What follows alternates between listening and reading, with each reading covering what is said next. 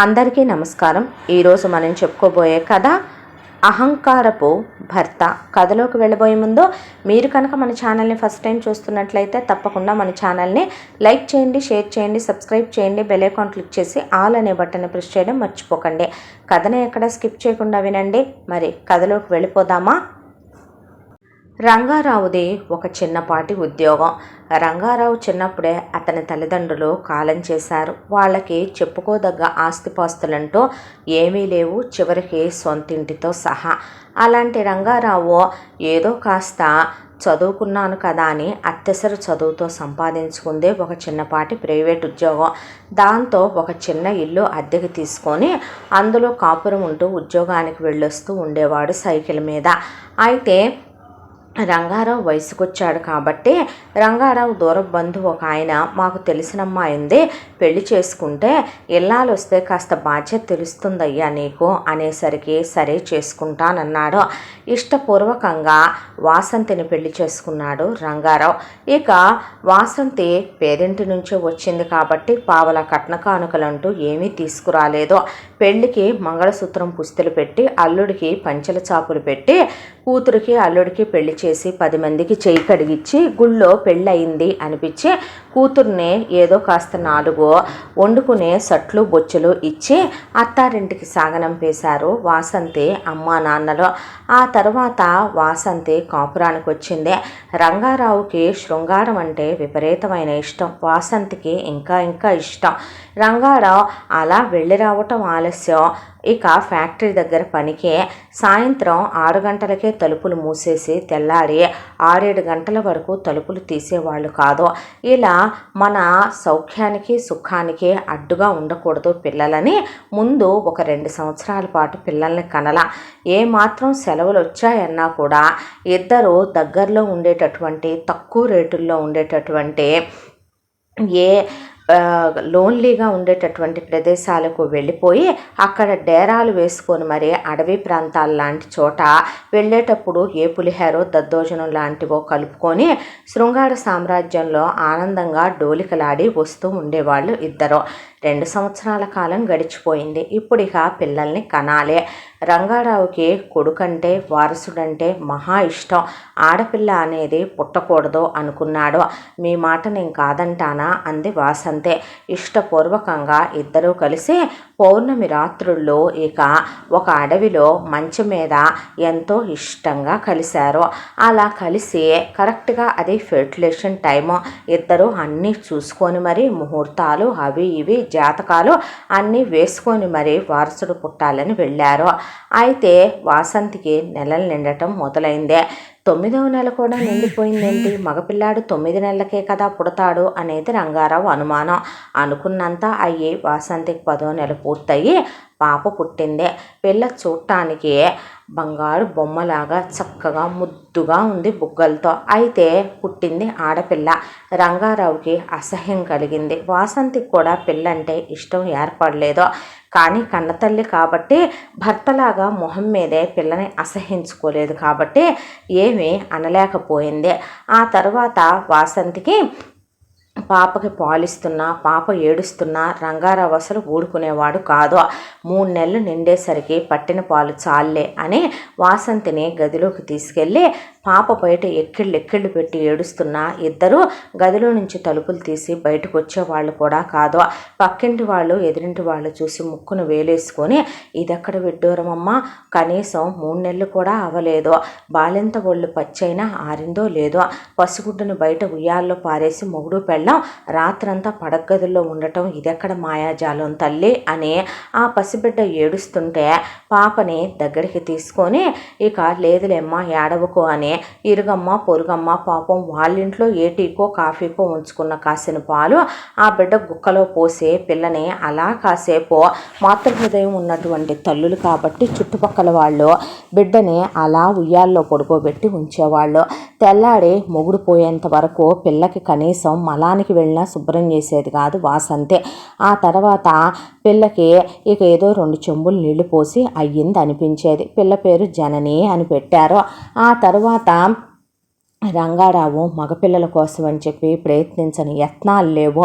సెలవులు పెట్టి మరీ పిల్లని పక్కింటి వాళ్ళ దగ్గర పాడేసి మరీ పెళ్ళాన్ని తీసుకొని వెళ్ళి చలి ప్రదేశాలకు వెళ్ళి ఎంత ప్రయత్నించినా కూతురు పుట్టిన తర్వాత 5 ఏళ్ల వరకు వాసంతికి మళ్ళీ గర్భం రాలేదు. దాంతో పిల్ల కనపడితేనే తాట ఊడిపోయేటట్టు కొట్టేవాడు రంగారావు.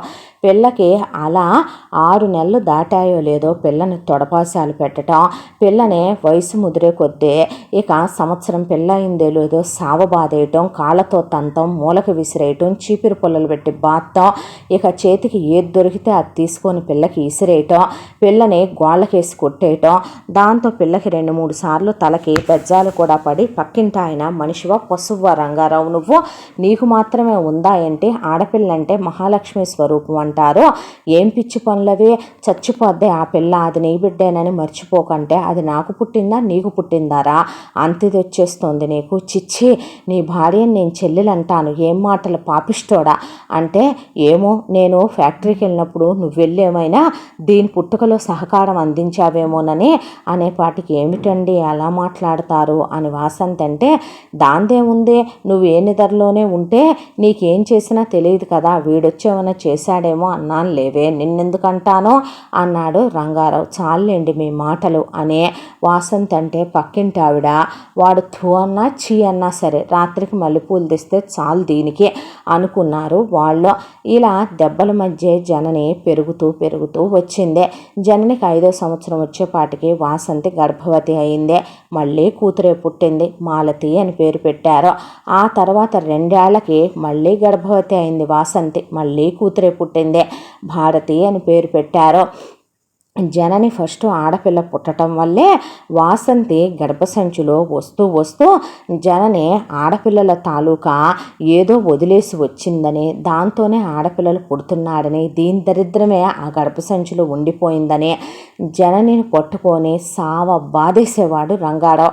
దాంతో ఆ చుట్టుపక్కల వాళ్ళు చూడలేక, ఏం పాపం చేసుకుంది వాసంతి పిల్ల, తీసుకెళ్ళి కనీసం ఏ హాస్టల్లో అన్నా పడే చూడలేకపోతున్నాం, అదేటు గవర్నమెంట్ స్కూల్కి వెళ్తుంది, గవర్నమెంట్ వాళ్ళు ఇచ్చిన బట్టలే వేసుకుంటుంది, ఓ పూట ముద్ద అక్కడే తింటుంది, చెల్లెళ్ళని అదే చూసుకుంటుంది, ఇంటికి వచ్చిన దగ్గర నుంచి తినేది ఒక్క పూట ఇంట్లో ముద్ద, బొచ్చులు కడగటం దగ్గర నుంచి ఇల్లు ఉడవటం ఇల్లు తుడవటం అన్నీ నేర్పించావు, ఒకవైపు నువ్వు 4 దెబ్బలేసి మిషన్ పని కూడా నేర్పించడం మొదలుపెట్టావు, పసిదాని వయసు ఎంతని చెప్పు, అలా కొట్టి కొట్టి కొడితే రేపొద్దున ఆడపిల్ల పుష్పవతి కావాలి, రేపొద్దున ఒక ఐకితో సంసారం చేయాలి, పిల్లల్ని కనాలి, ఎముకలు ఇరిగిపోయినాయి అంటే ఏమన్నా ఉందా చెప్పు, మగపిల్లాడి శరీరంలో ఉంటుందా ఆడపిల్ల శరీరం అంటే వాసంతి కొట్టొద్దులే అనేది రంగారావునే. నోరుమై చాలే కానీ అని పెళ్ళాన్నొక్క మాట అనకుండా పిల్లను బూతులు కూడా తిట్టేసేవాడు రంగారావు. అవి వినలేక చుట్టుపక్కల వాళ్ళకి తల పగిలిపోతూ ఉండేది. ఆ తరువాత జనని పుట్టిన 9 ఏళ్లకే మాలతి పుట్టి, జనని పుట్టిన తర్వాత 5 ఏళ్లకి మాలతి, 7 ఏళ్లకి భారతి పుట్టిన తర్వాత 9 సంవత్సరాలకి మొత్తానికి వాసంతి గారు మళ్ళీ గర్భవతి అయ్యి కొడుకుని ప్రసవించింది. కొడుకు పేరు సుదర్శన్ అని పెట్టుకున్నారు. ఇక అంతే, రంగారావు కూతుర్ని కొట్టడం మానేశాడు. ఎటు తన 2వ కూతుర్ని 3వ కూతుర్ని రంగారావు కొట్టుకోడు. ఎందుకనంటే వాళ్ళు జనని పుట్టడం వల్లే పుట్టారు, కానీ వాళ్ళు పుట్టాలనుకొని ఆడపిల్లలుగా పుట్టలేదు. కొడుకు ఎప్పుడైతే పుట్టాడో ఆ క్షణం నుంచి వారసుడు పుట్టాడని మేసం మెలేశాడు రంగారావు. ఇంటి చుట్టుపక్కల వాళ్ళు మింగ మెతుకులేదు మీసాలకు సంపెంగ నూనెని, వీడు చేసేది డైలీ లేబర్ ఉద్యోగం, వీడికి వచ్చే జీతం ఎంత, వీడు 1 నెలలో ఇంటద్దు కడితే 2వ నెలలో కరెంటు బిల్లు కట్టలేడు, వీడు ఇప్పటికీ కట్టెల పొయ్యి దగ్గర నుంచి సంసారం గ్యాస్ పొయ్యి దగ్గరికి వచ్చిన బాపతి కాదు వీడిది, అలాంటిది వీడికి కూడా 4 పిల్లలు కావాలి చూసావా థూ అనుకొని వెళ్ళేవాళ్ళు పక్కకే. అలా మొత్తానికి కొడుకు పుట్టిన తర్వాత కొడుకుని ఏదో పెద్ద రాజకుమారుల్లా పెంచాలని గుండెల మీద వేసుకొని పెంచడం మొదలుపెట్టాడు రంగారావు. ఇలా నాన్న కొట్టడం మానేశాడు. అమ్మ కాస్త ఇదివరకు ఇట్లా కాకుండా ఇప్పుడు కాస్త ఒక పూట అన్నం పెట్టడం, అలాగే చెల్లెళ్ళతో పాటు తనకి ఎప్పుడన్నా ఓ జత బట్టలు తీసుకోవటం, తల్లి దగ్గరికి తీసి జడేయటంతోనే మురిసిపోయేది జననే.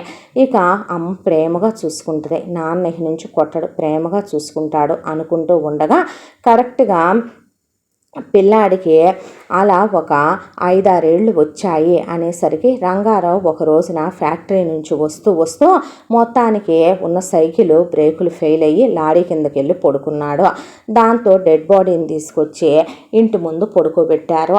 వాసంతికి కొంత డబ్బు చేతిలో పెట్టిపోయారు వాళ్ళు. చేతిలో పెట్టిపోయిన తర్వాత ఇప్పుడు ఏం చెయ్యాలి? మొగుడు పోయాడు. ఈ మందంతా తన నెత్తి మీద పడ్డారు. తన అక్కచెల్లెళ్ళు, అన్నదమ్ములు, తోడుకోడళ్ళు, అలాగే ఆడపడుచులు ఇలాగే ఉన్నారా? కానీ తప్పదాయ బతుకు అనుకొని ఇక అక్కడ ఉండటం అనవసరం అనుకొని ముందు పిల్లల్ని తీసుకొని డబ్బులు తీసుకొని ఎవరికి తప్పినా తనకు తప్పదు కదా అని చెప్పి ఆ ₹1,00,000 డబ్బులతో ముందు సంసారం సిటీకి మార్చింది. సంసారం సిటీకి మార్చిన తర్వాత అక్కడున్న ఒక స్లమ్ ఏరియాలో ఒక ఇల్లు తీసుకుంది వాసంతి. తీసుకొని ఇక పని కావాలని ఆ పక్కింటి ఆవిడ ఎవరో అడిగారని వాళ్ళని వీళ్ళని పనుల్లో పెడుతూ ఉంటుంది. అయితే ఒక ఇంట్లో పని ఉంది, చేసుకుంటావా అమ్మ వాసంతి అని అడిగింది ఆ పక్కింటి ఆవిడ. ఏంటక్క అని అడిగితే, ఏమీ లేదమ్మా, ఆ ఇంట్లో ఒక పెద్ద ఆయన ఉంటాడు. కొడుకు కోడలికి పెద్ద పెద్ద ఉద్యోగాలు. అయితే వాళ్ళిద్దరూ కూడా ఉద్యోగాలకు పొద్దున్నే వెళ్ళిపోతారు. వాళ్ళకి ఫస్ట్ ఒక పాప, తర్వాత బాబు పుడతాడనుకుంటే మళ్ళీ కమలలో 2 మగపిల్లలు పుట్టారు. ఆవిడ ఉద్యోగం చేసుకునే మనిషి ఏమో వాళ్ళ అబ్బాయిది ప్రేమ వివాహమేమో పిల్లల్ని పెంచడం పెద్దగా రాక సతమతం అయిపోతుంది. కాస్త పిల్లల్ని చూసుకుంటూ ఇంటి పని వంట పని చేసుకుంటూ ఆ పెద్ద ఆయనకి టైంకి ట్యాబ్లెట్లు ఇస్తూ కాస్త నువ్వు ఆ ఇంటి పట్టునే ఉంటే వాళ్ళు నీకు మంచి జీతమే ఇస్తారమ్మా అని చెప్పింది పక్కింటి ఆవిడ. సరేనక్క, వెళ్ళి మాట్లాడదాం, వీళ్ళని బతికించాలిగా, మరి నా దగ్గర డబ్బులు కూడా అయిపోవచ్చునే అంది వాసంతి. సరేనని పక్కింటి ఆవిడ వెంట పెట్టుకొని తీసుకెళ్ళింది. తీసుకెళ్తే వాళ్ళు చాలా మంచి వాళ్ళు. అతను పెద్ద ఉద్యోగం చేస్తున్నాడు ఆ ఇంటి అతను. ఆయన భార్య ఇంకా మంచిది. వాసంతి పరిస్థితి విని ఆయన చాలా బాధపడ్డాడు. నెలకి ₹20,000 జీతం ఇస్తానమ్మా, నీ పిల్లల భవిష్యత్తు గురించి 10th క్లాస్ వరకు గవర్నమెంట్ పథకాల కింద నువ్వు చదివించుకో, ఇంటర్మీడియట్ నుంచి ఒకళ్ళ తర్వాత ఒకళ్ళే చదువు బాధ్యత కూడా నేనే తీసుకొని నీ బిడ్డలకి చదువు చెప్పిస్తాను, కాస్త నమ్ముకొని ఉండమ్మా మా ఇంట్లో అని చెప్పారు. వాళ్ళు ఆఫీసులకు వెళ్ళిపోయిన తర్వాత మెల్లగా వాసంతి పసిబిడ్డలు కాబట్టి ఆ పిల్లలకి స్నానాలు చేయించి భోజనాలు పెట్టి నిద్రపుచ్చేసి ఆ తర్వాత మెల్లగా ఆ ఇంటి యజమాని తండ్రి అయినటువంటి ముసలాయన గదిలోకి వెళ్ళి ఆయన ఏం తింటారు అయ్యగారు అది ఇది అని ఆ ముసలోడితో మెల్లగా సరసాలు మొదలుపెట్టి, ఆ ముసలోడు నీ కష్టాలు నేను తీరుస్తాను, నీ మొగుడు లేకపోతే నువ్వు కోరికలు అణుచుకోవాల్సిన అవసరం ఏముంది, అసలు 4 పిల్లల తల్లివంటే నమ్ముతారా నిన్ను, వయసులో ఉన్నప్పుడే పెళ్లి చేసినట్టున్నారు, నీ మొగుడు పెద్దగా నిన్నేమే నలగదీసినట్టు లేదు, ఎంత అందంగా ఉన్నావో తెలుసా నువ్వు అనేసరికి వాడికి లొంగిపోయింది వాసంతే. డైరెక్ట్గా ఆ అమ్మాయిని నేను దించొస్తాను అని కొడుక్కి చెప్తే, సరేలెమ్మనమని పెద్ద ఆయన కదా, కూతురు వయసుది కదా, దింపొస్తానంటున్నాడని ఆ ముసలోడి కొడుకు ఏమనేవాడు కాదు. వాడు కాస్త వాసంతిని తీసుకొచ్చి ఇక్కడ జననిని పిల్లలు 3 తీసుకొని వెళ్ళి బయట కూర్చోమనేది వాసంతి. తల్లి లోపల నగ్నంగా వేరే మగాడితో, అది ముసలాడితో సరసాలాడిన తర్వాత డబ్బులు పడేసి వెళుతుంటే వీళ్ళకి అవి ఇవి కొనుక్కోమని తలా ఒక ₹10 చేతిలో పడేసి పోతుంటే జనని వయసుకు వచ్చింది. అప్పుడే జననికి తప్పొప్పులు తెలుసు, తల్లి చేసేది తప్పని తెలుసు, కానీ తండ్రి లేకపోవటం వల్ల ఇలా చేస్తోందా, శారీరక కోరికల మనిషిని ఇంతలా దిగజారు చేస్తాయా అని జననికి ఏమీ అర్థమయ్యేది కాదు. బయట చెల్లెళ్ళని తమ్ముడిని పెట్టుకొని లోపల నుంచి వచ్చిన శబ్దాలు వింటూ కాపలా కూర్చోటం. ఒక వయసుకు వచ్చిన ఆడపిల్ల ఎలాంటి నరకాన్ని అనుభవిస్తుందా అర్థం చేసుకోవాలి మనం. ఆ తర్వాత ఇక ఏదైనా ఎంతకాలం దాగుతుందే.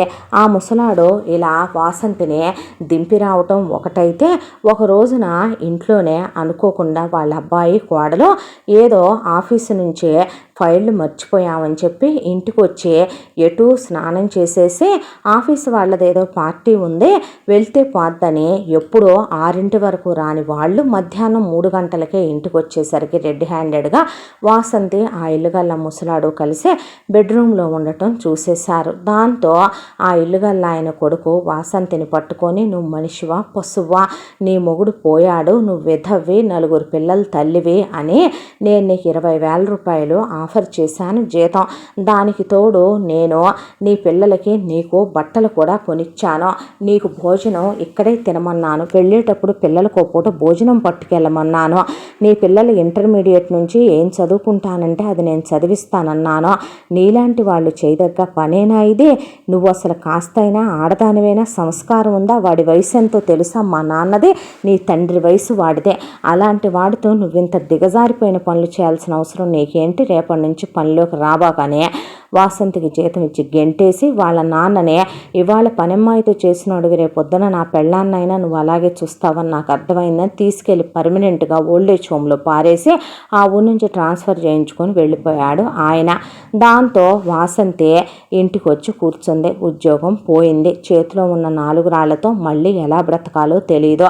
చిన్న చిన్న ఉద్యోగాల కోసం ట్రై చేసినా ఎక్కడ ఇదివరకు దొరికినట్టు హాయిగా ఏసీలో ఉండటం, నీడ పొట్టున ఉండటం, చిన్న చిన్న పనులే అందుకోవటం, పిల్లల్ని చూసుకోవటం, ముసలోడికి ట్యాబ్లెట్లు ఇవ్వటం, నెలకి 20,000 ఇలా వచ్చేటటువంటి సుఖవంతమైన ఉద్యోగాలైతే ఎక్కడా దొరకలేదు. దాంతో డైలీ లేబర్గా ఉద్యోగాలకు వెళ్లాల్సి వచ్చింది వాసంతి. అయితే దాంతో వాసంతికి చికాకు కోపం పెరిగిపోయినాయి. ఒకవైపున జననినే, నేను బయటికెళ్ళి మీ పంది పొట్టలు, మీ దున్నపోతు పొట్టలు పోషించాలి కదే, మిమ్మల్ని కని వా దరిద్రుడు నా నెత్తని వేసిపోయాడు. వేసిపోయినందుకు నాకు తప్పేదేముంది? ఎవరికి తప్పినా కూడా పాడు పేడాకారం. నా చెల్లెళ్ళు, అక్కలు, అన్నదమ్ములు హాయిగా పెళ్ళాలతో మొగుళ్ళతో సంసారాలు చేసుకొని సాయంత్రం అయ్యేపాటికి బొట్టు పూలు గాజులు మొగుళ్ళ దగ్గరికి గదుల్లోకి వెళ్తుంటే నాకు మాత్రం రాత చూడు ఎలా రాశాడో దేవుడని. వాసంతి కూడా అప్పటి వరకు కాస్త రంగారా ఉండంగా జననిని మరీ అంతనేది కాదు. వాతలు పెట్టడం, బెల్టులతో కొట్టడం, గోళ్ళకేసి కొట్టడం, కారణం లేకుండా జననిని ఇల్లు చూసుకో, తమ్ముళ్ళని చెల్లెల్ని నువ్వే చూసుకో అని పనికి వెళ్తే రాగానే ఏం చేసినా తప్పు పట్టేదే. వేడినీళ్ళు కాచి దొడ్లో పెడితే వేడినీళ్ళు వేడి తగ్గిపోయినాయి అనేదే, ఒకరోజు వేడెక్కువ ఉన్నాయి అనేదే, ఒకరోజు ఇల్లు సరిగ్గా ఊడవలేదనేదే, ఒకరోజు చెల్లికో జడ కిందకో జడ పైకేసావనేదే, ఒకరోజు తమ్ముడికి పాపిడి తీయలేదనేది, ఒకరోజు బట్టలు ఉతకలేదు సరిగ్గా నువ్వు అనేదే, ఒకరోజు కూరలో ఉప్పు ఎక్కువైంది, కూరలోతో ఉప్పు తక్కువైంది. ఏదో ఒక దానికి అయిన దానికి కాని దానికి జననిని సావ బాధి పారేస్తూ ఉండేది వాసంతి. పచ్చి బూతులు తిట్టి రోజు నువ్వు పోతే దరిద్రం వదిలిపోద్దని, ఇక నువ్వు పుట్టటానే ఈ పుట్టిని అని, ఈ పుట్టిన తర్వాత వాణ్ణి కన్నానని, నా జీవితం, నా కోరికలు, నా ఆశలన్నీ అణగార్చుకొని బ్రతకాల్సి వస్తుందని సావు బాధేది. జననికి 15 ఏళ్ళు వచ్చినాయి. గవర్నమెంట్ పథకాలతో చదువుకొని మొత్తానికి 10th క్లాస్ కంప్లీట్ అయింది. రిజల్ట్స్ వచ్చే టైం కాబట్టి ఇక రిజల్ట్స్ కోసమనే అందరూ చూస్తూ ఉండగా పనికి వెళ్ళిన వాసంతి కాస్త ఇక యాక్సిడెంట్ అయ్యి పోయిందని శవాన్ని తీసుకొచ్చి ఇంటి ముందు పడుకోబెట్టారు లారీ డ్రైవర్ వాళ్ళు. ఇంటి ముందు పడుకోబెడితే జననికి ఏం చేయాలో అర్థం కాలేదు. చుట్టుపక్కల జనాలు పోగయ్యారు. కేసు అవటానికి తప్పు మాది లేదు, ఆవిడే రాంగు రూట్లో వచ్చిందని చెప్పి పోలీసులకు డబ్బు పెట్టి ఆ లారీ ఓనరు డ్రైవరు కేసు మాఫీ చేసుకొని జనని చేతిలో కాసిన డబ్బులు పెట్టి వదిలిచ్చేసుకొని వెళ్ళిపోయారు వాళ్ళు. అయితే తీసుకొచ్చేసరికి వాసంతి హాస్పిటల్లో ఒక మాట చెప్పిందని హాస్పిటల్ వాళ్ళు చెప్పారు. ఏంటంటే, నేను ఇప్పటి వరకు కూడా నా పెద్ద కూతుర్ని చాలా మాటలని ఎవరి మీద చూపించాలో తెలియని కోపం అంతా జనని మీద చూపించానని, నేను జననిని క్షమాపణ అడిగానని చెప్పమనే, ఇక మిగతా 3 బాధ్యత జననిదేనని అప్పచెప్పిందని అక్కడ ఉన్నవాళ్ళు హాస్పిటల్లో యాజమాన్యం చెప్పారు జననికే. చచ్చిన తల్లిని ఇప్పుడు శపించాలా, లేదంటే తమ బతుకులు ఇలా అయిపోవటానికి ఎవరు కారణం అనాలి? తండ్రా, దేవుడా, తల్లా? తమ పరిస్థితుల పేదరికమా? జననికి ఏమీ అర్థం కాక క్షమించడం తప్ప ఇంకా మిగిలిందేముందే. దాంతో తల్లి ఫోన్లో మాట్లాడిన వీడియో రికార్డు వాళ్ళు చూసి నవ్వేసి ఊరుకుందే జనని. ఆ తర్వాత కర్మకాండలు పూర్తయిపోయినాయి. ఇప్పుడు వీళ్ళని పోషించాలి. ఎలా పోషించాలి, ఏం చేయాలి? తన 10th నాయ చదువుకుందే. బయట ఎక్కడ ఉద్యోగాలకి వెళ్ళినా కూడా నైట్కి వస్తావా, గంటకు వస్తావా అంటున్నారు. చూడటానికి జనని చక్కగా ఉంటుంది. దాంతో ఏం చేయాలో అర్థం కాక పక్కింటి ఆవిడ్ని, ఎక్కడైనా ఉద్యోగం ఉంటే చూసి పెడతావా పెద్దమ్మ అని అడిగితే, నాతో నాతో పాటే రామ్మ, నేను వెళ్ళే దగ్గరికే తీసుకెళ్తాను. ఇదివరకిట్లాగా నేను ఇప్పుడు ఉద్యోగాలు ఇప్పించట్లేదమ్మా. డైలీ లేబర్గా నేను ఇటుకలు సిమెంట్ రాళ్ళు మోయటానికని ఒక కన్స్ట్రక్షన్ జరిగే చోటుకి వెళుతున్నాను. అయితే అక్కడ గాలి రకాలు పోరంబొకల వెధవలు ఎక్కువ మంది ఉంటారు. కాబట్టి నువ్వు ఇంత అందంగా అక్కడికి వస్తే నీ జీవితాన్ని వాళ్ళు చిదివేస్తారు. కాబట్టి నువ్వు ఇలా రాకు జనని అని చెప్పింది ఆవిడ. మరి ఎలా రావాలి పెద్దమ్మ అని అడిగితే కూర్చోబెట్టి జుట్టు కుతికలోకి మగపిల్లాడి క్రాఫ్ట్ లాగా క్రాఫ్ట్ చేయించేసింది ఆవిడ. తర్వాత జనని మొహం అంతా దుమ్ము రాసేసి ఆ తర్వాత జననిని బొట్టు పెట్టుకోవద్దు, చెవులకు పోగులు పెట్టుకోవద్దని ఒక మగరాయిలాగా మార్చేసి గొంతు కూడా సౌమ్యంగా మాట్లాడొద్దమ్మా నువ్వు అని చెప్పి ఆవిడ వాళ్ళ దూరపు బంధువు, అమ్మాయి మాసికమ్మ పెద్ద మనిషి అవ్వలేదు, సంసారానికి పనికిరాదు, అమ్మాయి గే అని అబద్ధం చెప్పి పనిలోకి తీసుకెళ్ళింది పక్కింటి ఆవిడ. అలా కొంతకాలం పాటు జనని పని చేసుకుంటూ 4 రాళ్ళు వచ్చాయి. ఎప్పుడు అలాంటి బరువులు మోసి అలాంటి పనులు చేసింది కాదు. అయినా సరే కష్టమో నిష్ఠూరమో కష్టార్జితంతో బ్రతికించుకొస్తున్నాను తమ వాళ్ళని అనే ఆనందం. దాంతో ఇక ఒకవైపున చదువు ఆపాలనుకోలా. గవర్నమెంట్ వాళ్ళ పథకాలు గవర్నమెంట్ కాలేజీలు ఎటు ఉన్నాయి కాబట్టి ఆ తర్వాత ప్రైవేటుగానే ఇంటరు డిగ్రీ రాసుకొచ్చి కూలి పనికి వెళ్ళి డిగ్రీ వరకు చదువు పూర్తి చేసిందే. వాసంతి ఉన్నప్పుడే జననికి 15 ఏళ్ల వయసు ఉంది కాబట్టి ఆలోపు వాసంతి జననికి మిషన్ కుట్టడం టైలరింగు మొత్తం నేర్పించిపోయింది. దానికి తోడు జనని ప్రతిరోజు కూలి పనికి వెళ్ళి రాగానే ఒక 2 గంటల పాటు టైలరింగ్ క్లాసులకు వెళ్ళి రకరకాలుగా డ్రెస్సులు కుట్టడం, రకరకాలుగా ఇక బ్లౌజులు కుట్టడం ట్రైనింగ్ తీసుకుంది. దాంతో ఇక డిగ్రీ కూడా అయిపోయి చెల్లెళ్ళు కూడా కాస్త పెద్దవాళ్ళు అయ్యారు. ఇంకా తను అలా కూలి పనికి వెళ్ళటం బాగోదులేమ్మనమని చెప్పి మానేసి టైలరింగ్ వచ్చు కాబట్టి 2 మిషన్లు కొనుక్కుంది. ఇంటి ముందు ఒక ఫ్లెక్స్ పెట్టి ముందు టైలరింగ్ స్టార్ట్ చేసిందే. జనని చుట్టుపక్కల నలుగురితో మంచిగా ఉంటుంది కాబట్టి మంచి పిల్ల అని అందరికీ తెలుసు కాబట్టి ఎక్కువ రేట్లు కూడా కుట్టేది కాదు. కాబట్టి ఎవరి పెళ్ళన్నా పేరెంట్ అన్నా పెద్ద మనిషి ఫంక్షన్ అన్నా ఓణీల ఫంక్షన్ అన్నా చిన్న కార్యం నుంచి పెద్ద కార్యం దాకా జననికి ప్రతి ఒక్కళ్ళు బట్టలు ఇచ్చి వెళ్ళేవాళ్ళు. ఆ మధ్యలో ఎక్కడ మిషన్ లేకపోవడం జననికి ప్లస్ పాయింట్ అయిందే. కూలికి వెళ్ళిన దానికన్నా ₹1 ఎక్కువే మిగలటం మొదలైందే. దాంతో ఇక ఇదివరకు ఇట్లా మగరాయుడు అవతారం కాకుండా శుభ్రంగా మొహాన బొట్టు పెట్టి చెవులకి ₹10 ₹15 బళ్ళ మీద అమ్మేయి పిచ్చియో ఎచ్చియో పోగులు పెట్టుకొని మెళ్ళో చిన్న నల్లదారానికి దేవుడి బిళ్ళ కట్టుకొని చేతులకి మట్టి గాజులు వేసుకొని జుట్టు పెంచి చిన్న జడల్లుకొని ఒక పువ్వు పెట్టుకునేది జననే. బంగారు బొమ్మలా ఉన్నావమ్మా అనేది పక్కింటి ఆవిడ. ఇక ఆ తర్వాత చీరలు కట్టుకునేది జననే. అదేంటమ్మా అందరూ డ్రెస్సులు వేసుకుంటుంటే పర్వాలేదులే పెద్దమ్మ, నాకేమైనా అలవాటు లేని పనా చీరలు అని చీరలు కట్టుకొని ఒకవైపున ఇంటి పని వంట పని టైలరింగ్ పని మొత్తం తందే. చెల్లెళ్ళని తమ్ముణ్ణి చదివించుకురావటం మొదలుపెట్టింది జననే. ఇలా రోజులు గడిచిపోతూ ఉండగా గంజాయి వనంలో తులసి మొక్క ఉంటే ఆ తులసి మొక్కకి మలినం అంటదేమో కానీ ఆ గంజాయి మొక్కలకి అదే గుణం అబ్బుద్ది అనే విధంగా మాలతి భారతి సుదర్శన్ చాలా కన్నింగా అక్కనే మోసం చేసేంత మోసపూరితంగా తయారై పెరగటం మొదలయ్యారు. ఇంటి చుట్టుపక్కల వాళ్ళకి ఎంతో టైం పట్టలేదు ఈ పిల్లలు ఎలాంటి వాళ్ళో తెలుసుకోవటానికే. అక్క నీకు మొక్కజొన్న కండి ఇష్టమని కాల్పించుకొచ్చాను, అక్క నీకు మట్టి గాజులు ఇష్టమని ఒక 1 డజను గాజులు తెచ్చా, అక్క నీకు ఇష్టమని పువ్వులు ఒక మోర కొనుక్కొచ్చానని ముగ్గురు చుట్టూ కూర్చొని జననికి అవి ఇవి అని ఇచ్చి జననిని ముద్దు పెట్టుకొని ఒళ్ళో పడుకోబెట్టుకొని అక్క ఎక్స్కర్షన్కి వెళ్ళాలి, ఒక 500 ఉంటే ఇవ్వవా అక్క, అలాగే మరే మా ఫ్రెండ్ బర్త్డే పార్టీ ఉంది సెలబ్రేట్ చేయాలి, ఒక 500 ఇవ్వా అక్క, కొత్త సినిమా వచ్చింది చూడటానికి వెళ్ళాలి, ఒక 500 ఇవ్వా అని ఇలా జననిని అవకాశాలకు వాడుకోవటం మొదలుపెట్టేశారు ఆ ముగ్గురు పిల్లలు. ఇంత స్వార్థపూరితమైనటువంటి నీచులు అవునులే, వాసంతి పెంపకంలో పెరిగిన వీళ్ళు ఇంతకన్నా నీతిగా ఎలా పెరగగలరు అని చుట్టుపక్కల వాళ్ళకి బాగా అర్థమైపోయింది ఈ పిల్లల స్వార్థ చింతన ఏంటనేదే. ఇవ్వగలిగినన్నాళ్ళు తన దగ్గర ఉన్నన్నాళ్ళు జనని అప్పుడు ఇప్పుడు అని ఇస్తూనే ఉండేది. ఎప్పుడన్నా కనుక జనన్ నా దగ్గర లేవు అన్సీజన్ అని చెప్తే జననిని పచ్చి బూతులు తిట్టి చెవులతో వినలేని మాటలని నీదొక బతుకు నీదొక జన్మ అలాంటి దానివి బాధ్యత ఎందుకు తీసుకున్నావే నీతి మాలిందానా? మా అమ్మ ఎటు పోయింది, అదేమన్నా నీతి పొర్రాలంట్లే కానీ అది ఎప్పుడైతే కనుక ఆ రంగారావు గారు పోయాడో, వాడు పోయిన తర్వాత ముసలాన్ని తీసుకొచ్చి అది ఇంట్లో ఏమేం చేసిందో ఏవేమి రాసలీలలు ఎలగబెట్టిందో మాకు తెలియదు అనుకుంటున్నావు కావాలా? వాడి అడుక్కు తినేదానికి ఇంతమంది పిల్లల్ని కంటం ఎందుకదే, కానీ సావటం ఎందుకదే? చిచ్చి వెదవ బతుకులు. అందరూ కారుల్లో వస్తున్నారు, అందరూ ఖరీదైన పిజ్జాలు బర్గర్లు తింటున్నారు, అందరూ కారుల్లో తిరుగుతున్నారు, బంగ్లాల్లో ఉంటున్నారు, ఏసీల్లో ఉంటున్నారు.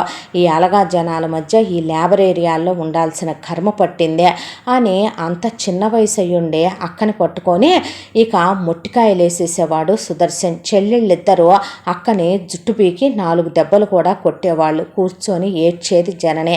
పడేసి 4 కారం కొట్టి బాధిపారేక గొంతు మీద కాలేసి, నీ అమాయకత్వం పాడుగానో చూస్తా ఊరుకుంటావేంటమ్మా పిచ్చి పిల్ల అని చుట్టుపక్కల వాళ్ళు గదింపారేసేవాళ్ళు ఈ పిల్లలు ముగ్గురినే. పోనివ్వండిలే, ఎవరైనా ఒకటేగా. ఒకానొక రోజు మా నాన్న అన్నాడు, ఆ తర్వాత మా అమ్మ అంది, ఇప్పుడు వీళ్ళు అంటున్నారు. అందరూ మనాయే కదా, తేడా ఏముందే? ఆ మనలో నాకు ఇలా తన్నులు తినాలని రాసే ఉందలే అని కన్నీళ్లు తుడుచుకొని తన పనిలో పడిపోయేదే. జనని అంటే వాళ్ళ మాలిన అభిమానం ఉండేదే. జనని అమాయకత్వం అంటే జాలి దయ కూడా ఉండేది చుట్టుపక్కల వాళ్ళకే. ఒకరోజు చాలా పెళ్లి బట్టల కాంట్రాక్ట్ ఒకటి వచ్చింది జననికి. అయితే వాళ్ళు అనుకోకుండా ముహూర్తం టైం కాకుండా ముహూర్తం ముందుకు మారిందమ్మా జనని.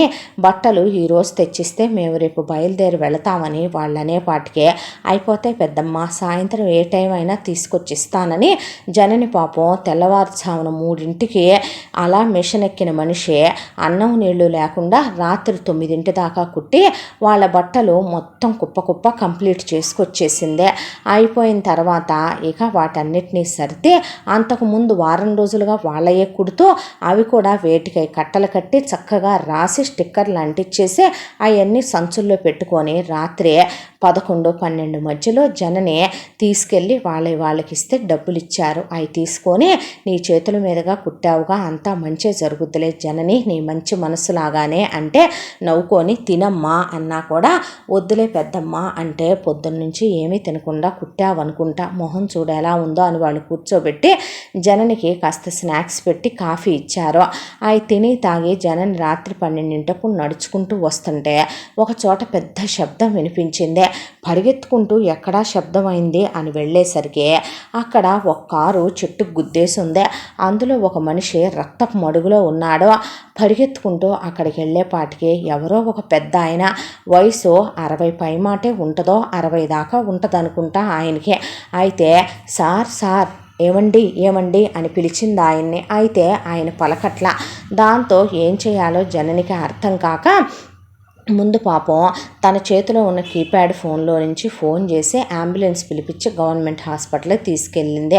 అయితే గవర్నమెంట్ హాస్పిటల్లో డాక్టర్లు ఆయన మెడలో గొలుసు, చేతికున్న వజ్ర పుంగరాలు చూసి ఎవరో ఉన్నాయని అనుకుంటానమ్మా అనేసరికి తెలియదండి, రక్తపు మడుగులో ఉన్నారని తీసుకొచ్చానని జనని అక్కడే ఉంది. అయితే తెల్లారి ఆయనకి స్పృహ వచ్చింది.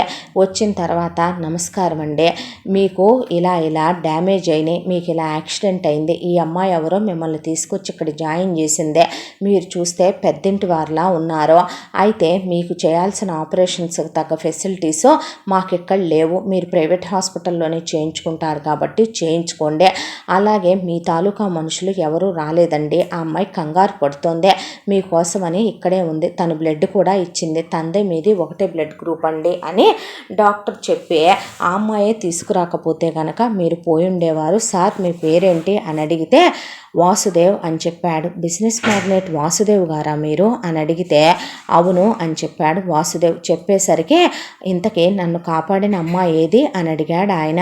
అడిగేసరికి జననిని చూపించారు డాక్టర్లు. జనని లోపలికి వచ్చి ఇప్పుడు ఎలా ఉంది సార్ అని అడిగితే ఆయన దగ్గరికి పిలిచి జనని తల మీద చెయ్యేసి బాగానే ఉందమ్మా, నీ రుణం తీర్చుకోలేను నేను, అంటే మీ వాళ్ళెవరో చెప్పండి సార్, నేను వెళ్ళి పిలుచుకొస్తాను, లేదంటే కబురు పెడతాను, ఎవరో ఒకళ్ళు దగ్గర ఉండాలి కదండి, మీకు చాలా ఆపరేషన్లు కూడా చెయ్యాలంటున్నారు కదా సార్ అంది జనని. అనేసరికి ఆయన ముందు నాకు నువ్వు తోడుగా ఉంటావా తల్లి కాసేపు అన్నాడు ఆయన. ఉంటానండి అన్న తర్వాత కూర్చో నీతో మాట్లాడాలమ్మా అన్నాక ఆయన పక్కనే కూర్చుంది. నా పేరు వాసుదేవమ్మ. ఒకప్పుడు చాలా పెద్ద చదువులు చదువుకోవాలనే నా కోరిక.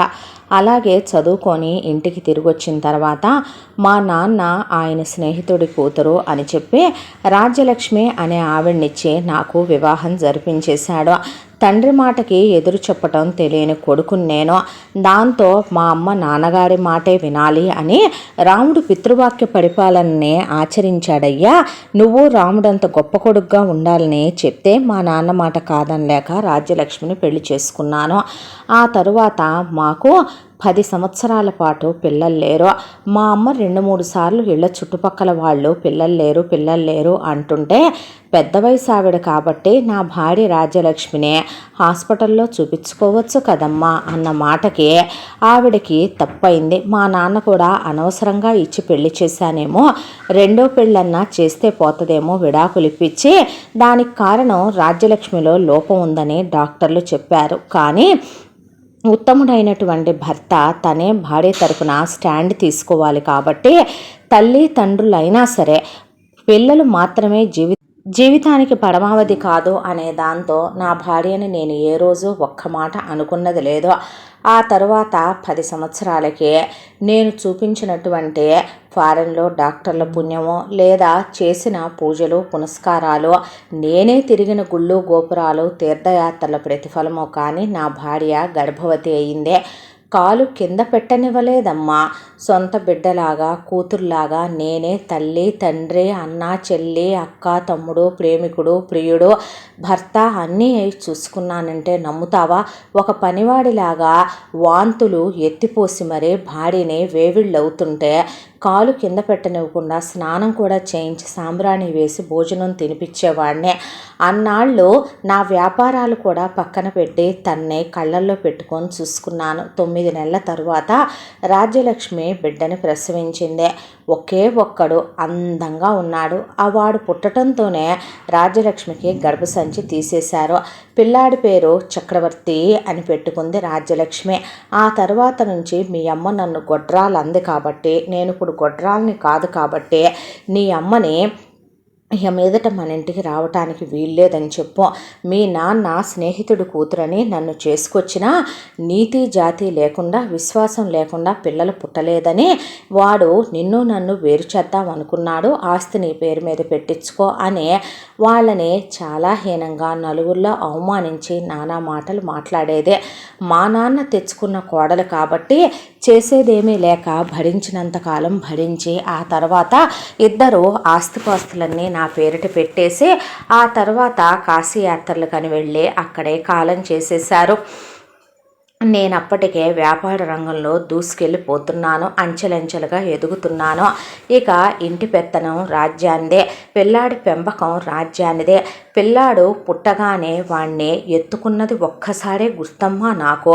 ఆ తర్వాత వాడు నా సొంతమని వాడు నా సొత్తని నువ్వు పిల్లాడిని ముట్టుకోవటానికి వీల్లేదని, నీకు సైతం వాడి మీద హక్కు లేదని, వాడు నా వాడనే, వాడి మీద సర్వ హక్కులు నావేనని, పిల్లాడిని తాకనిచ్చేది కాదు, వాడిని ఒళ్ళో కూర్చోబెట్టుకోవాలని, వాడితో ఆడుకోవాలని, ముద్దు చేయాలని, ఉప్పెక్కించుకోవాలని, తినిపించాలని, బయటకు తీసుకెళ్లాలని, ఆడించాలని నా తండ్రి మనసు ఉవ్విళ్ళూరేదే.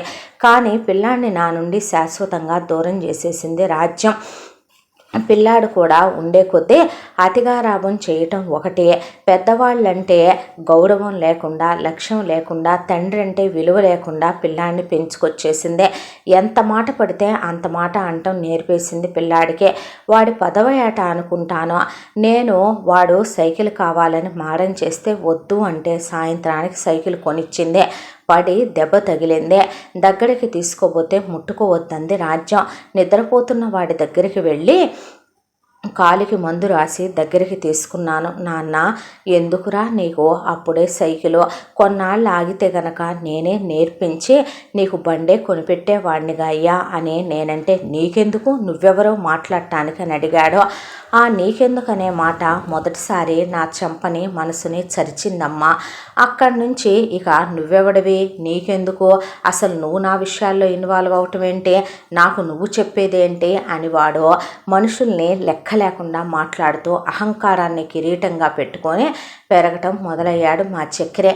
నా పెళ్ళాన్ని కూడా చీచా థూ అన్నా అది పెంచుకున్న పెంపకమే కాబట్టి దాని కొడుకు దాన్ని ఎంతో గారాబం కింద తీసుకొని మా నాన్న కదూ, మా బుజ్జి కదూ, మా అమ్మ కదూ అనుకుంటూ పెంచుకొచ్చేసింది వాడినే. ఇక్కడ వాడిది ఇంజనీరింగ్ వరకు పూర్తయిన తర్వాత పీజీకి ఎంఎస్కి వాడు ఫారిన్ వెళతానన్నాడు. పంపించమని గొడవ చేసింది. వెళ్ళి చదివి మళ్ళీ తిరిగి వచ్చాడు. మా వ్యాపారాలే చూసుకోమన్నాను. నాకు స్టార్టప్ ఐడియా ఉంది, పెట్టుబడికి కోట్లు కావాలని అడిగాడు. అయితే నేను వ్యాపారం చూసుకోవచ్చుగా నాన్న అన్న మాటకి, రేపొద్దున నువ్వు పోయేటప్పుడు నీ మీదేసుకొని పోతావా ఏంటి, నువ్వు నీ దరిద్రం కాకపోతే మూసుకొని ఇవ్వవయ్యా అనేసిందే. భార్యే వయసుకొచ్చిన కొడుకు ముందు భర్తకి విలువ ఇవ్వకపోతే ఆ కొడుకు ఇంకేం విలువిస్తాడు, ఎవరికి పెడతావు, నీ స్టెఫ్నీకి ఎవరైనా ఉన్నారా ఏంటి పెట్టడానికి అని వాడు మాట్లాడే. వాడు కావలసినంత డబ్బు తీసుకెళ్ళి స్టార్టప్ పెట్టి స్టార్ట్ చేశాడు బిజినెస్ బాగా సాగిపోతోంది. కానీ చక్రికున్న అహంకారం వల్ల వాడి స్నేహితుల్ని ఏది పడితే అది మాట్లాడతాడు. వాడికి డబ్బు, ఆస్తి, అలాగే హంగామా ఉన్నాయి కాబట్టి వాడు రిచెస్ట్ మ్యాన్ కాబట్టి వాడిని ఎవరు ఏమీ అనరు. ఆఫీసులో వాళ్ళను కూడా అంతే, ఫైళ్ళు మొహం మీద వేసి కొట్టి ఎలా పడితే అలా మాట్లాడినా వీడందరికన్నా శాలరీ పే ఎక్కువ ఇస్తాడనే దాంతో, లాంగ్ టైం వర్క్ చేయొచ్చు, ప్రమోషన్లే పడేస్తాడనే దాంతో కుక్కకి బిస్కెట్లు వేసినట్టు వాడి ముందేమీ అనకపోయినా వెనక చాలా అనుకుంటారో. వీడిని మార్చాలని ప్రయత్నించి నేను అలసిపోయాను. ఒక రోజున రాజ్యలక్ష్మి అహంకారం వీడికి ముమ్మూర్తులా దిగిందనేది ఎవరూ చెప్పకుండానే నాకు తెలిసిన విషయం. రాజ్యలక్ష్మిని నేను బయట తుఫానుగా ఉంది, వాతావరణం బాగలేదు వెళ్ళకు అంటే తన స్నేహితురాలదే షష్ఠపూర్తి ఫంక్షన్ ఉంది అని చెప్పి నేను చెప్పినా వినకుండా బయలుదేరి వెళ్ళింది రాజ్యలక్ష్మి. అలా వెళ్ళింది కాస్త డ్రైవరు వద్దమ్మగారు రేపు బయలుదేరదామన్నా వినకుండా డ్రైవర్ని, నా కొడుక్కి నేను లేకపోతే రాత్రికి నా కొడుకుని చూసుకోకపోతే నిద్ర పట్టదు నాకని రిటర్న్ బయలుదేరిందమ్మా. అయితే పాపం డ్రైవరు చాలా జాగ్రత్తగా డ్రైవ్ చేసే అనుభవజ్ఞుడు. కానీ వాతావరణం అనుకూలించినప్పుడు దేవుడు ఒక టైం తోసేసుకొచ్చేటప్పుడు ఎవరేం చేయగలుగుతారో. పెద్ద యాక్సిడెంట్ అయింది. స్పాట్లోనే రాజ్యలక్ష్మి పోయింది. పోతూ పాపం పుణ్యం ఎరగిన డ్రైవర్ను కూడా తనతో పాటు ఎత్తుకుపోయింది ఆ యాక్సిడెంట్లో. వాడి కుటుంబం అనాథలు అయిపోకూడదనే దాంతో 25 లక్షల రూపాయలు వాడి భార్య బిడ్డలకి ఇచ్చాను. ఒక ఇల్లు కట్టించిచ్చాను. వాడికి ఒక ఆడపిల్ల, ఒక మగపిల్లాడు. పిల్లకి నేనే పెళ్లి చేసి పిల్లాడిని చదివించి మన ఫ్యాక్టరీలోనే పిల్లాడికి ఒక మంచి మేనేజర్ ఉద్యోగం ఇచ్చానమ్మా.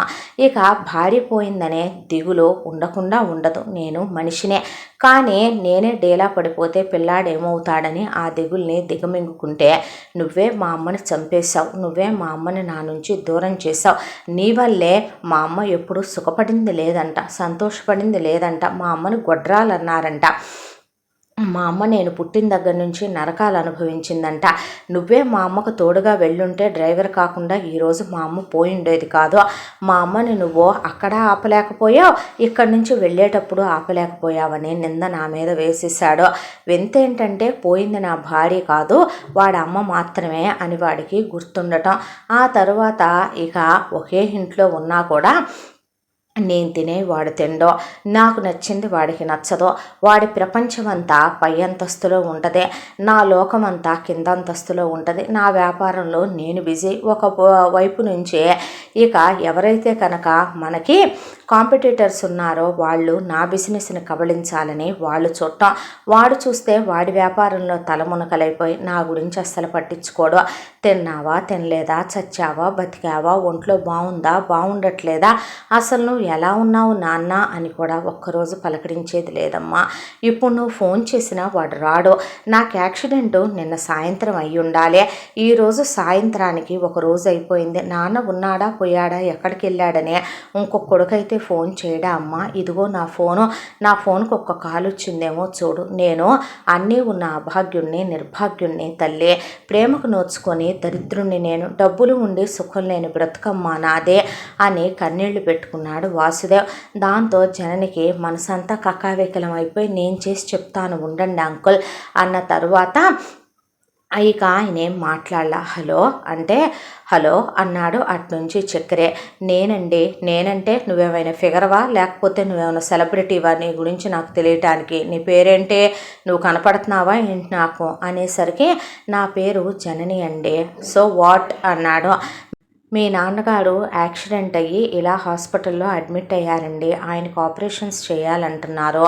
సో బతికే ఉన్నాడా పోయాడా అని అడిగాడు. ఉన్నాన్రా, పోలేదు అన్నాడు వాసుదేవ్. సరే నీ దగ్గర డబ్బులు లేవా, కార్డ్స్ లేవా, చేయించుకో ఆపరేషను, దానికి నేనేం చేస్తాను, వచ్చి నీ పక్కనే ఉండే అన్నాడు చక్రి. అనేసరికి ఇక ఫోన్ కట్ చేసేసాడు. ఇదమ్మా వాడి చందం అనేసరికి ఇక జననికి ఏం మాట్లాడాలో అర్థం కాల. అమ్మా నా బిడ్డ లాంటి దానివే, నాకేంటో కంగారుగా ఉంది, కాస్త నాకు తోడుగా ఉంటావా తల్లి, ఏదో ఒంటరివాణ్ణనే బాధ దిగులు ఒకవైపు, ఆపరేషన్ అనేపాటికి వయసు వచ్చింది కదమ్మా, కాస్త కంగారుగా ఉంది అనేసరికి నేనుంటానులేండి అంటే అండి కాదమ్మా అంకులనే పిలో అన్నాడు ఆయన.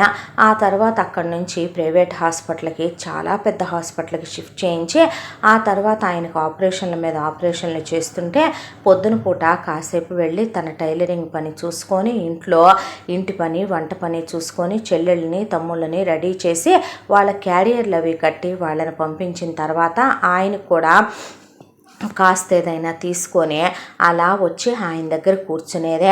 ఇద్దరి మధ్య మంచి స్నేహం ఏర్పడింది జననికి వాసుదేవ్కి. అలా రోజులు గడిచిపోయి 3 నెలలకు ఆయన హాస్పిటల్ నుంచి డిశ్చార్జ్ అయ్యాడు. ఆ తర్వాత కూడా జనని ఆయన్ని తరచూ బయట కలుస్తూ ఉండేదే.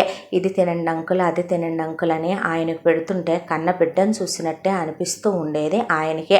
ఆ తర్వాత వాసుదేవ్ ఒకరోజు సర్ప్రైజ్గా జననిని కలవాలని, జనని కోసం అని చెప్పి ఇక మంచి చీర ఒకటి తీసుకొని కాసిని పళ్ళు అవి తీసుకొని జననిని పలకరించడానికి వెళ్తే రండి ఎలా ఉంది ఇప్పుడు అని కూర్చోబెట్టింది. ఆయనకి తను చేసే టిఫిన్ అంటే ఇష్టమని టిఫిన్ చేయటానికని వెళ్తే ఈలోపు మాలతి, భారతి, సుదర్శన్ అక్కడికి అక్క నీకు ఇష్టం అని చెప్పి రోడ్డు మీద వెళుతుంటే తేగల కట్టలు అమ్ముతున్నారు, వేయించిన శనక్కాయలు అమ్ముతున్నారు, ఇదిగో అక్క జాంకాయలు అమ్ముతున్నారు, ఉప్పు కారం పెట్టించి తెచ్చామని తెస్తే పిల్లలు ఎంత మంచివాళ్ళు, అక్కయ్య అంటే ఎంత ప్రేమ, అవునులే అమ్మా నాన్న లేని పిల్లల్ని తనే అన్నీ అయ్యి పెంచింది కదూ జననమ్మ, జనని మంచి మనసుకి ఎవరైనా ఇలాగే అవుతారు అనుకున్నాడు ఆయన. ఈలోపు జనని టిఫిన్ చేసుకొచ్చి ఆయనకిచ్చి తినండి అంకులని పక్కనే కూర్చుందే.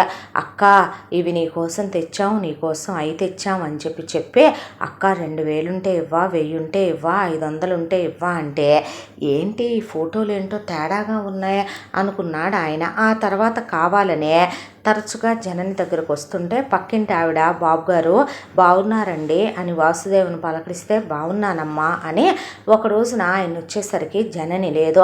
లేకపోయేసరికి ఆయన ఏమిటమ్మా ఈ పిల్లల తరీఖా నాకు అర్థం కావట్లేదంటే దొంగమంద బాబు మీకేం తెలుసు, ఆ పిల్ల అమాయకురాలయ్యా, వాళ్ళ నాన్న పోయాడా వాళ్ళ అమ్మ పోయిందా, బిడ్డ పాపం 10th క్లాస్ నుంచి ఇదిగోండి ఇలా జుట్లు కత్తిరించుకొని మొహానికి మసి పూసుకొని కూలి పనులు చేసి దున్నపోతుల్ని మేపినట్టు వీళ్ళని మేపి బిడ్డ బతుకులాగా వీళ్ళ బతుకు కాకూడదు, వీళ్ళని అందలాలు ఎక్కించాలని పిల్ల చదివించాలని తను గవర్నమెంట్ కాలేజీల్లో స్కూళ్ళల్లో చదువుకొని ఈ మందర మాత్రం కాన్వెంట్లో వేసి చదివిస్తా ఏం తక్కువ కానికుండా పిల్ల పొద్దున పూట ఒక పూట ముద్ద తిని రాత్రిపూట వీళ్ళకి ఆ అన్నంతో ఏ స్నాకో చేసి పెట్టి పిల్ల మంచినీళ్ళు తాగి ఉండే రోజులే ఎక్కువ ఉండే బాబు. ఒకప్పుడు పస్తులుండి మరీ పెంచింది.